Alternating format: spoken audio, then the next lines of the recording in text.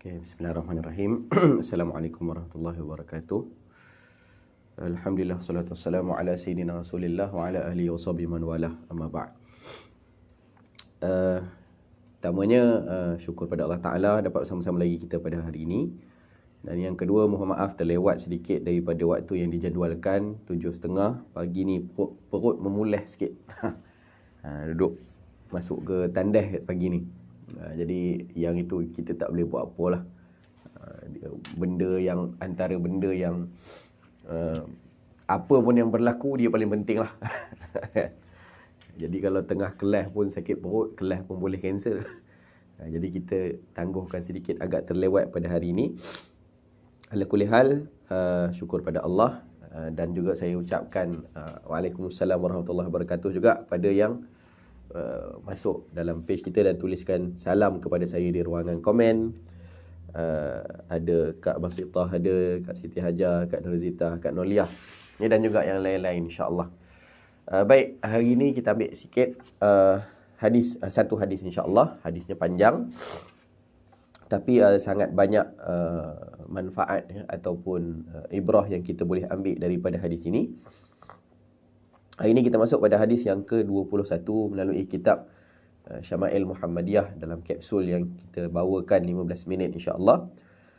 Hadis yang ke-21, wa anhu bihi qala haddatsana Abu Ammar Al-Husain bin Huraith Al-Khuzai qala haddatsana Ali bin Husain bin Waqid qala haddatsani Abi qala haddatsani Abdullah bin Buraidah qala sami'tu Abi Buraidah radhiyallahu anhu yaqul Ja'a Salmanul Farisi ila Rasulillah sallallahu alaihi wasallam hina qadima al-Madinah bima'idatin 'alaiha rutab fawada'aha baina yaday Rasulillah sallallahu alaihi wasallam faqala ya Salman ma hadha faqala sadaqatun 'alaika wa 'ala ashabika faqala irfa'ha fa inna la na'kulu as-sadaqah qala farafa'aha faja'a al-ghad bimithlihi fawada'ahu baina yaday Rasulillah sallallahu alaihi wasallam فقال ما هذا يا سلمان فقال هدية لك فقال رسول الله صلى الله عليه وسلم لأصحابه أبسطوا ثم نظر إلى الخاتم على ظهر رسول الله صلى الله عليه وسلم فآمن به وكان لليهود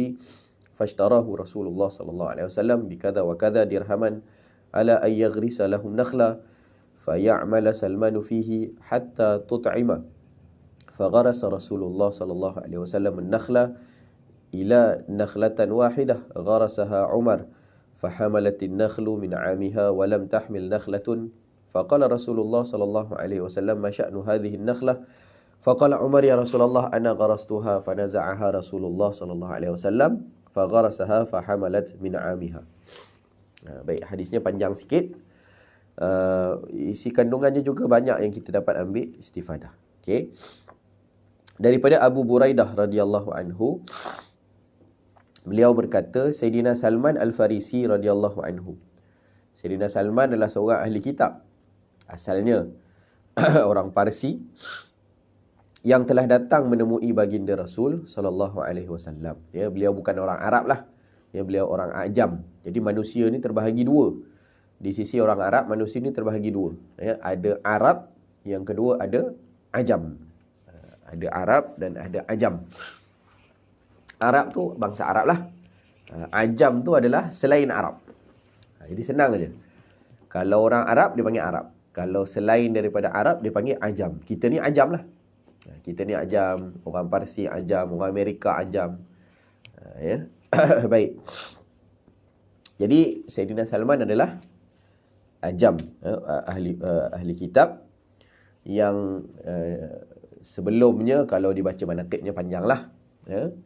Yang sebelumnya sudah banyak menguasai kepada kitab Taurat dan telah istilahnya mengaji dengan banyak rahib-rahib lah dan menguasai sungguh kitab Taurat. Sebagaimana yang kita pernah sebut sebelum ini, dalam Taurat itu dan juga dalam Injil telah menceritakan secara detail berkenaan dengan Nabi yang akan datang pada akhir zaman. Jadi Salman ni antara yang umur dia panjang. Jadi dia juga seorang alim yang mengaji daripada seorang rahib kepada seorang rahib. Ya, sehinggalah penguasaan kitab Taurat itu pada dirinya. Maka apabila dengar saja ada seorang lelaki daripada kalangan orang Arab yang muncul di Madinah ya, yang mengaku dirinya sebagai Nabi, pesuruh Allah, maka dia tahu bahawa kebenaran daripada kitab Taurat yang dipegangnya itu adalah benar. Maka dia datang cari Rasulullah SAW di Madinah, ya, dan nak tengok sendiri. Ini confirmation ni. Nak confirm kan, orang dia dengar-dengar berita ada seorang Nabi di Madinah yang mengaku sebagai Rasulullah, pesuruh Allah, utusan Allah. Jadi datang bukan terus ikut, tak tahu kod-kod yang mengaku tu hanya mendakwa-dakwi sahaja, padahal dia bukan orangnya. Kan ajaran sesat sekarang banyak macam itu. Ya, orang mengaku Imam Mahdi saja dah berapa banyak. Kan yang mengaku Imam Mahdi saja berapa banyak. Jadi nak dikonfirmkan betul itu adalah orangnya, maka ciri-cirinya perlu dilihat ataupun dikonfirmkan terlebih dahulu. Jadi hadis ini membuktikan tentang pembuktian baginda Rasul sallallahu alaihi wasallam kepada Sayyidina Salman, dan akhirnya membawa kepada pengislaman. Sebab ahli kitab ni apabila yang betul-betul berpegang dengan Taurat, mereka ya'rifunahu kama ya'rifuna abna'ahum. Ya, mereka kenal ciri-ciri Nabi tu macam mereka kenal anak mereka sendiri. Jadi bila dah confirm, maka mereka akan beriman, ya, dengan Nabi, dan itu menjadi pengesah kepada ilmunya daripada kitab Taurat ataupun kitab-kitab yang terdahulu. Ini saya sudah sebut sebahagiannya pada mukadimah bab. Ya. Okey. Jadi Sayyidina Salman datang pada Nabi SAW dengan membawa hidangan makanan daripada tamar. Ini ujian. Nak confirmkan ni. Ya. Jadi dia bawa satu hidangan makanan daripada tamar, diletakkan di hadapan baginda Rasul SAW. Kemudian baginda Rasul SAW bersabda, "Wahai Salman, ma hadha? Apakah ini ya Salman?" Nabi tanya, bukan Nabi tak nampak itu kurma. Salman pun taklah lurus saja jawab, pembaris saja dia jawab, ini kurma lah, tak nampak ke kurma? Bukan begitu. Ya. Sayyidina Salman pun faham apakah maksud daripada soalan Nabi tu. Ma hadza ya Salman? Ni apa Salman? Maksudnya yang kamu bagi aku ni sebagai apa? Itu maksud soalan itulah. Walaupun yang ditanya apa ni? Apa ni tu bukan secara literal. Maksudnya ni apa? Ni adalah kurma, bukan. Okey. Maka Salman pun menjawab. Salman pun pandai dah Nabi tanya apa ni, dia pun tak lurus lah. Dia pun tak ada jawab, ini kurma ya Rasulullah, bukan. Salman menjawab, sadaqatun alaika wa ala ashabika. Ya, ini penting. Penting. Jadi kita tengok flow hadis ni. Jawab Salman, ini sedekah. Kita kena faham istilah sedekah. Istilah sedekah adalah zakat. Ya, istilah sedekah adalah zakat. Sebab sedekah ni ada sedekah wajib, ada sedekah yang sunat. Ya, sedekah wajib ni wajib keluarlah, iaitu zakat. Sedekah yang sunat itu yang ada lebihan, yang kita tidaklah dipaksakan untuk kita mengeluarkannya, tapi kita sukarela tatawuk mengeluarkannya, maka itu zakat ataupun sedekah sunat. Tapi istilah sekarang kita bezalah. Sedekah ni sedekah lah, tapi zakat adalah sedekah wajib. Maka Salman jawab, ini adalah zakat untuk tuan dan juga sedekah untuk sahabat-sahabat. Boleh jadi zakat jugalah. Zakat untuk tuan dan juga untuk sahabat-sahabat yang lain. Jadi dia bagi kepada semua yang ada situ, Nabi dan juga para sahabat. Baginda Rasul SAW bersabda, irfa'ha, angkatlah hidangan ni. Kami Rasulullah dan ahli bait Rasulullah SAW tidak makan sedekah. Jadi satu ciri yang dia confirmkan oleh Salman, sebagaimana yang termaktub juga dalam kitab terdahulu, bahawa Nabi akhir zaman ini sifatnya tidak makan zakat. Tak terima zakat. Tidak menerima zakat. Jadi dia dah confirm lah, dia datang tu. Tapi nak confirmkan betul-betul. Sebab Nabi, antara ciri yang disebutkan, tidak menerima zakat dan menerima hadiah. Kita tengok. Kemudian dia pun angkat. Datang pula pada keesokan harinya, Sayyidina Salman datang semula dengan membawa makanan yang serupa. Kemudian meletakkannya di hadapan baginda Rasul SAW. baginda bersabda, apakah ini wahai Salman? Salman radhiyallahu anhu menjawab, ini hadiah buat tuan. Hari kedua dia datang lagi, bawa benda sama, Nabi tanya benda yang sama. Ni apa? Jawapan berbeza. Semalam jawab zakat, Nabi tak ambil.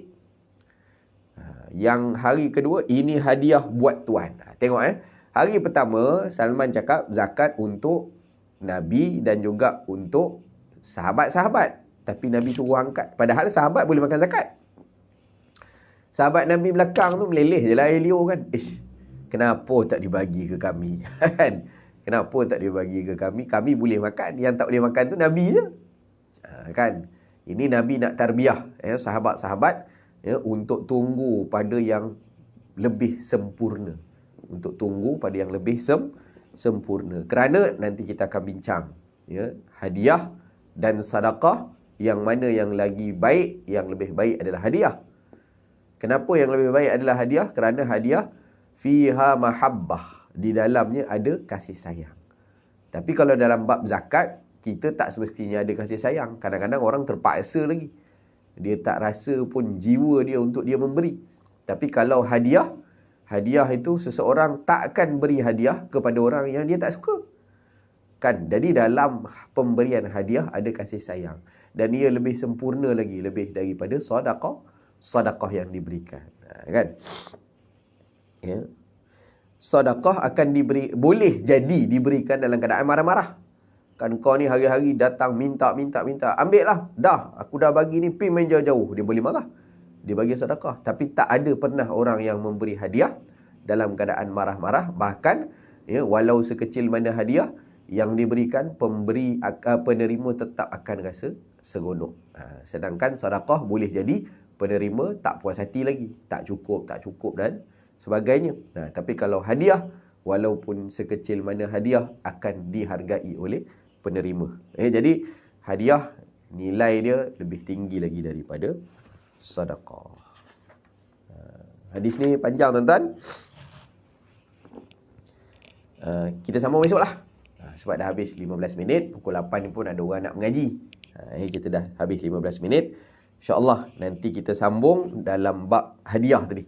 Setelah Sayyidina Salman bagi hadiah pada Rasulullah, tengok apa yang Rasulullah buat. Dan ada panjang sikit lah cerita mukjizat Nabi juga sikit di belakang tu.